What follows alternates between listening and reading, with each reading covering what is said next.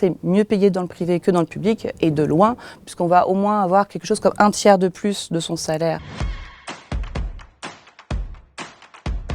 Moi, ce qui me plaît, c'est d'être au contact du public, d'avoir un travail en équipe, de garder quand même une certaine autonomie, d'avoir des activités pluridisciplinaires à l'hôpital, puisque le manipulateur radio, la radiologie, c'est quand même un centre névralgique de l'hôpital, c'est-à-dire qu'on va travailler avec toutes les spécialités. On est entre 27 et 28 000 manipulateurs radio sur la France entière. C'est très peu en fait. On commence à retrouver, sur tous les établissements, des organisations de travail avec des équipes en sous-effectif. Normalement, c'est quand même conseillé d'être 2 par poste, que ce soit au scanner, en IRM, en fonction des spécialités. On va faire peut-être moins d'actes en ayant plus de personnel, comme c'est le cas de la pédiatrie, mais ce n'est pas toujours le cas en gériatrie. On considère que c'est un adulte et du coup, les personnes qui vont travailler plus avec des personnes âgées ne vont pas forcément être privilégiées en fait, dans leur façon de fonctionner.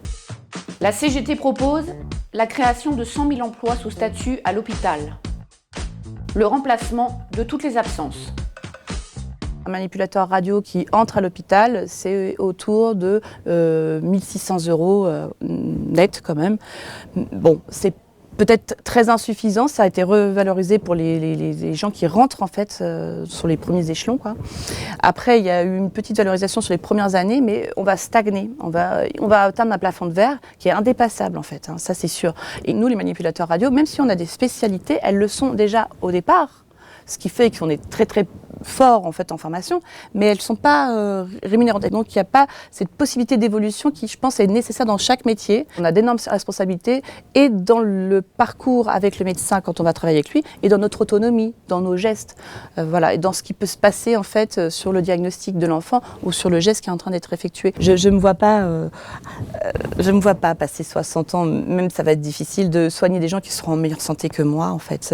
Je connais peu de manipulateurs qui ont été jusqu'à cet âge-là, parce qu'il y a une fatigue, parce que par exemple à 40 ans on a déjà de l'arthrose en fait dans les mains, c'est surprenant, parce que il y a une fatigue profonde en fait sur ce métier-là aussi. Ouais.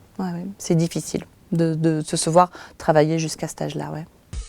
Luttons pour être plus forts, pour l'intégration dans le traitement brut des primes ayant un caractère de complément salarial, pour qu'aucune pension ne soit inférieure au SMIC, pour une meilleure reconnaissance des qualifications, pour le doublement du salaire sur une carrière, pour la reconnaissance des pénibilités.